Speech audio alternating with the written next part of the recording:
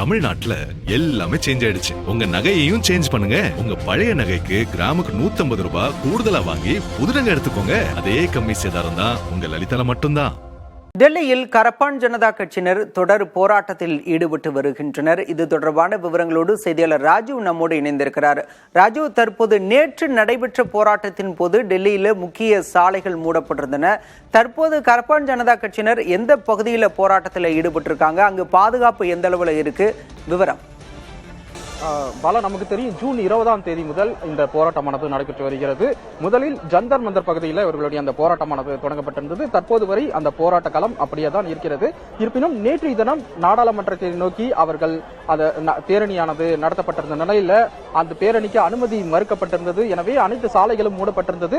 தடுப்புகளை மீறி போராட்டக்காரர்கள் உள்ளே நுழைய முயன்ற பொழுதுதான் இரு தரப்பினர், காவல்துறையினர் மற்றும் போராட்டக்காரர்களுக்கு இடையே பல்வேறு தள்ளுமுள்ளுகள் ஏற்பட்டது நம்மால் பார்க்க முடிகிறது. இந்த காட்சிகளை நாம் பார்ப்போம். ஜந்தர் மந்தர் பகுதியில் மேடை அமைத்து இந்த போராட்டமானது தொடர்ந்து நடைபெற்று வரக்கூடிய நிலையில நேற்றைய தினம் போராட்டத்திற்கு மத்தியில் காவல்துறையினர் இந்த மேடைகளை வந்துட்டு சேதப்படுத்தியதாக கரப்பான் ஜனதா கட்சியின் சார்பாக தற்போது அந்த குற்றச்சாட்டு முன்வைக்கப்பட்டிருக்கின்றது.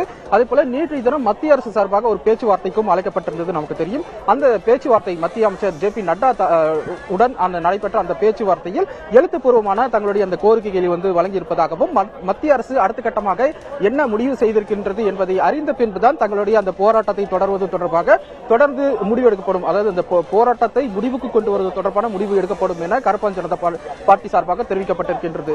இந்த காட்சிகளை பார்த்தோம் என்றால் தெரியும். தற்போது லேசான மழை வருகிறது. இருப்பினும் பல நூற்றுக்கணக்கான இளைஞர்கள் மற்றும் பெண்கள் தொடர்ந்து பல்வேறு பகுதிகளில் இருந்து இங்க வந்துட்டு இருக்காங்க. பல்வேறு மாநிலங்களில் இருந்து வந்துட்டு இருக்காங்க. இங்க இருக்கக்கூடிய இவர்களுக்கு கூட நம்ம பேசுவோம். எங்கிருந்து இவர்கள் வருகிறார்கள், எதற்காக இந்த போராட்டத்திற்கு ஆதரவு தெரிவிக்கிறார்கள் போன்ற விஷயங்களை கூட நம்ம கேட்போம்.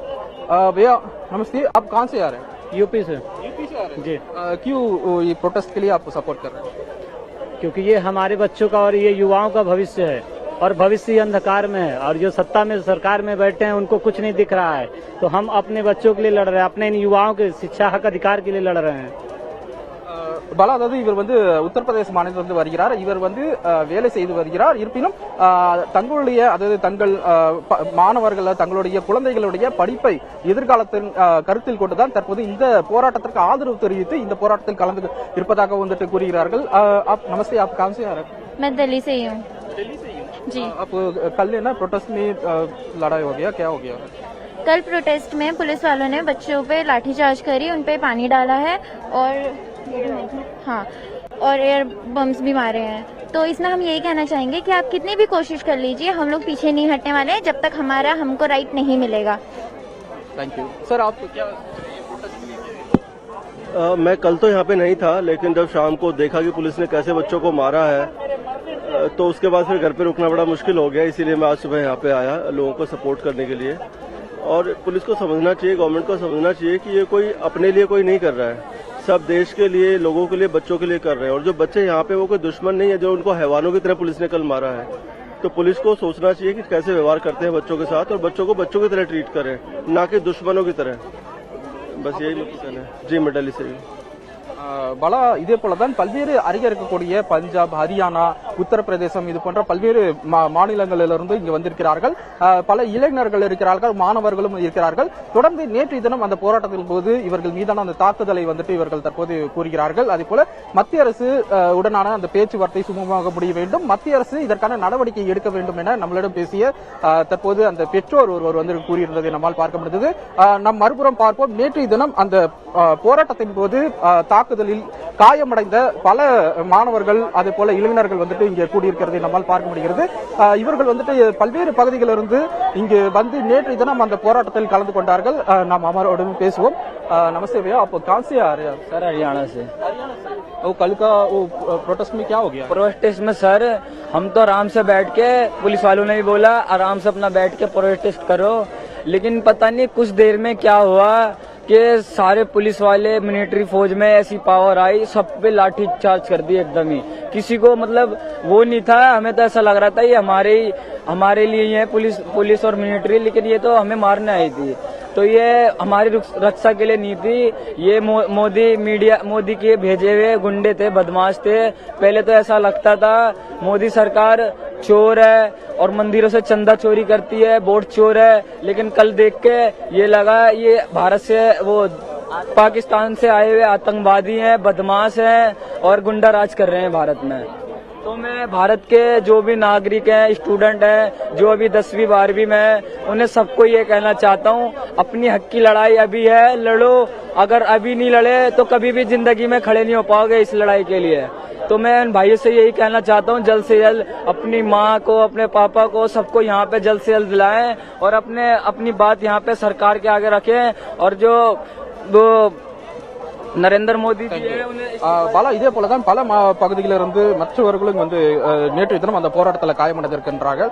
அவர்களிடம் கூட பேசுவோம். आप नाम क्या, आप कहाँ से आ रहे हैं? शिवम बिजनो नगीना से। कहाँ से आ रहे हैं? नगीना, हाँ, ये चंद्रशेखर भैया जहाँ के सांसद हैं वहाँ से।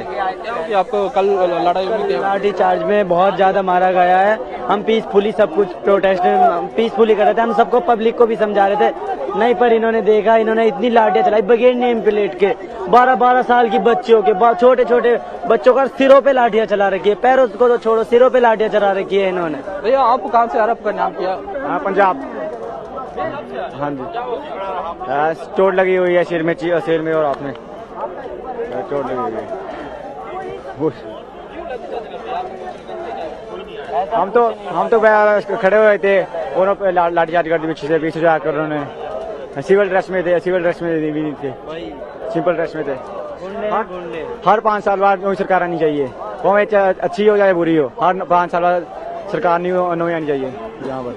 और इन्होंने टीआरपी ऐसे छोड़ रखी थी, लड़कों के हाथ फट गए कुछ के, और वो वाली पता नहीं कोई ब्लास्ट हो रही थी काफी तेज से, एक का यहाँ से फटा था और एक हाथ पूरा फट गया। टीआरपी इतनी छोड़ रखी है, बहुत ज्यादा टीआरपी छोड़ रखी थी, आंखों से आंसू, सांस तक लेना मुश्किल हो, बेहोश होकर गिर रहे थे, पानी तक देने को मना कर दिया दुकान वालों से। பல இதே போலதான் மற்ற நபர்களும் வந்துட்டு இங்க இருக்கார்கள். அதாவது நேற்றைய தினம் அந்த போராட்டத்தில் பல மாணவர்களும் இதுவாறாக பாதிக்கப்பட்டிருக்கின்றார்கள். குறிப்பாக அமைதியான முறையில் எங்களுடைய அந்த போராட்டத்தை தொடர்ந்தோம். ஆனால் காவல்துறையினர் தான் அந்த தாக்குதலை எதிர்த்தடியடி நடத்துவது போன்ற தங்கள் மீதான தாக்குதலை வந்து தொடங்கினார்கள் என இவர்கள் தரப்பிலிருந்து குற்றச்சாட்டானது முன்வைக்கப்பட்டிருக்கின்றது. எதுவாக இருந்தாலும் அந்த மத்திய அமைச்சருடனான அந்த பேச்சுவார்த்தைக்கு பிறகு அமைச்சர் என்ன முடிவு எடுக்க போகிறார்கள் மத்திய அரசு, அதன் பின்பு தங்களுடைய அந்த போராட்டம் முடிவுக்கு கொண்டு வருவது தொடர்பான முடிவு எடுக்கப்படும் என கருப்பான் ஜனதா கட்சி சார்பாக தற்போது தெரிவிக்கப்பட்டிருக்கின்றது. ராஜீவ் அவர்கள் பேசும் மொழி புரியாவிட்டாலும் அவர்களுடைய போராட்ட உணர்வை புரிந்து கொள்ள முடிகிறது. நீட் விவகாரத்தில் உரிய தீர்வு கிடைக்கும் வரை போராட்டத்தில் இருப்போம் என்று அவர்கள் களத்தில் இருப்பதை உணர முடிகிறது. களத்திலிருந்து விவரங்களை வழங்கியமைக்கு நன்றி ராஜீவ். தமிழ்நாட்டுல எல்லாமே சேஞ்ச் ஆயிடுச்சு. உங்க நகையையும் சேஞ்ச் பண்ணுங்க. உங்க பழைய நகைக்கு கிராமுக்கு 150 ரூபாய் கூடுதலா வாங்கி புது நகை எடுத்துக்கோங்க. அதே கம்மி சேதாரம் தான் உங்க லலிதால மட்டும்தான்.